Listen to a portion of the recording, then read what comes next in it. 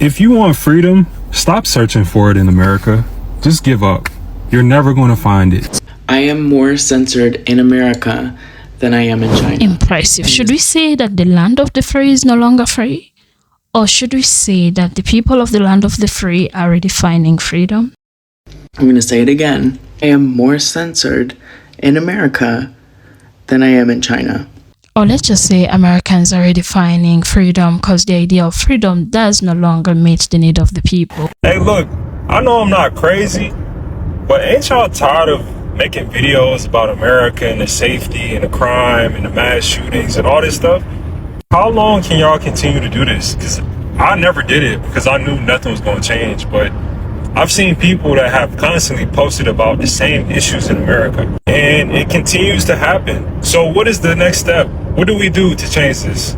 Or should we just say that it was all an illusion?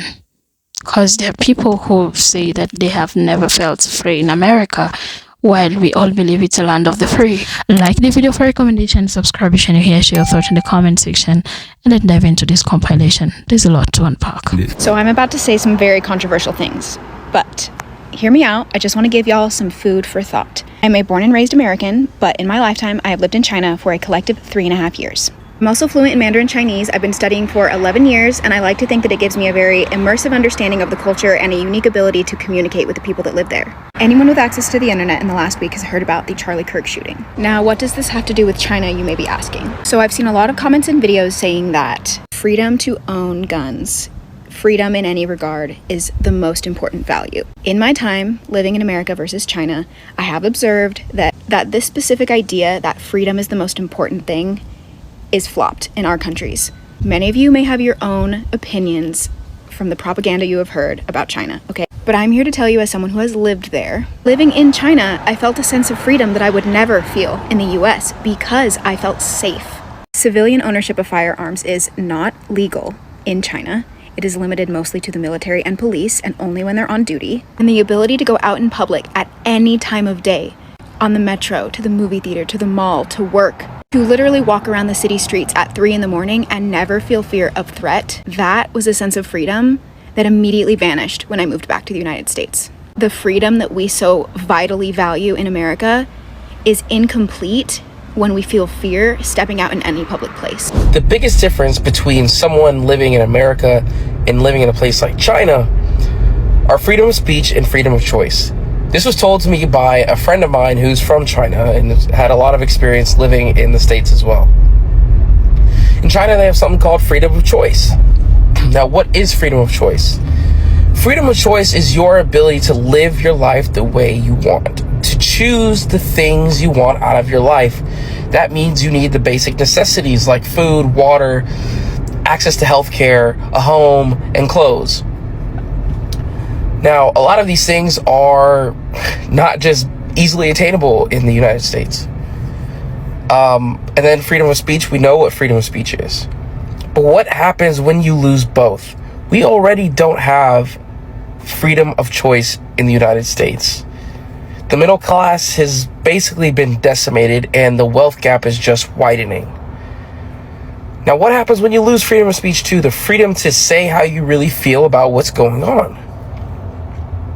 It's a very slippery slope. And I'm only saying this because I want people to recognize that there are societies who have figured out, with different parameters, how to build better lives for a massive group of people. And if you look at what's happening in the United States, the masses are not having an increase in life quality. And this is a major problem when the 1% is experiencing a increase, like an exponential increase in their quality of life. What happens then? In America, they call themselves the land of the free, but how free can you truly be if when you walk out of your door, you have to worry about being robbed, being beat up, getting shot? In China, you don't have to worry about all those things. You are truly free to do whatever you want, walk about, free as a bird. I mean, look at this over here. It is almost 10 p.m. there's a group of breakdancing kids doing a little performance. Oh, they're pretty good. And over there, Thank you! Thank you so much! That's what I'm talking about. I'm not talking about just the transportation or how far the buildings are from each other. That's not it. I'm talking about the feeling and the sense of community that you get from just walking around and being in China. Another example would be like, well, just walking around at night, you see groups of elderly people just like dancing and exercising together in the park. Another example is just everyone looking out for each other. Young kids walk home from school or bike home from school with no problems. Parents are not afraid to let their kids walk to school. In the US, parents are afraid to send their kids to school. That's not normal. Like, that's a problem. It's not normal. I would love to.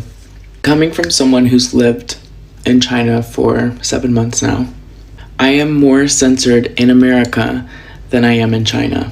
I'm going to say it again. I am more censored in America than I am in China. I have only lived here 7 months. I don't know everything. Disclaimer, I'm not a veteran of this. Based on my personal experience, the things that I post on my Chinese social media could be the same thing that I post on my American social media. And which one do you think would censor it? If I post my political views on my Chinese social media, no one cares. The video is up and running. No one cares. If I post my political views on my American social media, more specifically TikTok, the sound is taken off. Sometimes the video is deleted. I have disclaimers being posted to check information. Some people can't repost it. And this is coming from the country that's been so demonized by the US. China's the most censored. China doesn't know what's going on. China doesn't know the world around them. China knows. China knows. China's laughing at us. They see it. They see how censored we are. They are literally laughing at us. I'm free to post about who I support politically, who I don't support politically, and I can keep my job. I'm free to speak about politics and criticize politicians that I think that are doing a horrific job that I don't support, and I can keep my job. Did anyone in the US say the same? But China's the one that's censored. China's the one that doesn't have freedom of speech. Okay. In China, they have no freedom.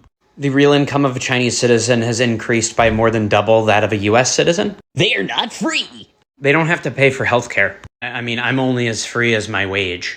We are so much freer than them that we have to ban TikTok, which everybody else in the world can use. So China is like this authoritarian state, and we can't have the app that they can use? Yes, now join the military or you won't be able to go to... Yeah, it sounds horrible to make over $120,000 tax-free. It sounds terrible to have affordable healthcare. It sounds horrible to use traditional medicine that was used 4,000 plus years ago. It sounds horrible to be completely safe with no guns, no mass shootings, no robbing. It sounds horrible to live in a 4-bedroom condo, fully furnished, paying $500 per month. It sounds horrible not to use credit. It sounds fraud. It sounds like people are just trying to steal your money or scam you. There's no way you can rent an apartment with no credit. If people are going around saying that, they all got scammed. If anybody's watching this video, please don't go to China, because what he's saying is correct. There's no freedom in China. You're gonna work your whole life. You can't go on vacation anywhere because China is not near anything. So gunshots and the university is like a story that only read in the news in China, but it's a reality in the US. So I'm about to say something very controversial things, but hear me out. So I just want to give you some food for thought. So I'm born in China, studying in Atlanta, then working in LA, and then back to China for family. And I like to think that it gives me a very immersive understanding of both culture and a unique ability to communicate with the people that live on both sides. Anyone with access to the internet last week has heard about Charlie Kirk shootings. And I have seen a lot of comments and videos saying that freedom to own guns. So freedom in any regard is the most important value in my time living in the States versus China. So I have observed that this specific idea that freedom is the most important thing is flopped in the US. Many of you may have your own opinion from the propaganda you have heard about China, okay, but I'm here to tell you, as someone who has lived in China for quite a long time, I feel a sense of freedom that I would never feel in the US, because I feel safe. Civilian ownership of firearm is not legal in China. It is limited mostly to the military and to the police, and even to the police you rarely see with firearms, and only when they're on duty. And the ability to go out in the public and any time of the day, on the metro, to the movie theater, to the mall, to the rundown alley, you literally walk around the city streets at 3 a.m. in the morning and never feel fear of threat. That was a sense of freedom that immediately vanished when I went to the States. The freedom that we so vitally value in the States is incomplete when we feel fear stepping out in any public places. So gunshots in the university is like a story that only read in the news in China, but it's a reality in the US. Hey, look, I know I'm not crazy, but ain't y'all tired of making videos about America and the safety and the crime and the mass shootings and all this stuff? How long can y'all continue to do this? Because I never did it because I knew nothing was going to change, but I've seen people that have constantly posted about the same issues in America, and it continues to happen. So what is the next step? What do we do to change this? Because y'all used to say, okay, we need to vote for this person or this person. We need this vice president. My question is, how do we solve this problem? And I don't even really want y'all to answer, because it's going to be the same answers from 10 years ago. Do you want to know why China actually has more freedom than US? Now, hear me out, because this might sound like a stretch, but it makes a lot of sense if you hear what I'm trying to say here. So, in US, we have this idea that we have freedom and nothing is censored. But that's actually far from the truth. Like, everything is censored to a certain degree. And in fact, government controls quite a lot of them. Now, in China, yes, absolutely there's censorship. But the thing is, everybody in China knows that. Like, that's the thing. Everybody knows the government is censoring stuff. So people go out and reach out for new things. Like, they get VPNs, they travel. So they'll go explore if you're privileged, right? So I think that's the difference between freedom. I don't know what that is really. Maybe we give too much freedom, too much control, but it's a balance, right? But I do think it's important for the citizens to know what is happening, as opposed to just blindly promoting that there's freedom of speech and there's no censorship, because that's far from the truth from any country. Anyways, comment below if you want to discuss this. I think it's an interesting topic from all countries, actually. The democracy in the US versus democracy in China. In the US, people can vote for a president, but they can't really change its policies. In China, people don't have the same election system as the US, but we can actually change policies. And I will give you an example. Just last week, a debate about pre-cooked meal took over Chinese social media. It started when a very famous influencer, Luo Yonghao, complained that a restaurant chain was serving pre-food meal instead of freshly made dishes. And then the whole Chinese society joined the discussion. Some said pre-cooked meal is unhealthy, and others said it's fine as long as it's clearly labeled. Anyway, the debate stayed on top of the trending list for almost a week. And then a week later, the government stepped in. They announced that several ministries will work together to speed up national standards and require clear labeling of pre-cooked food so that consumers will know what they are eating. So this is how it works here. People don't just give suggestions. Sometimes they even criticize the unjust things or unreasonable things. And most of the time, believe me, if people point out a real problem, whether it's about billionaire or an official,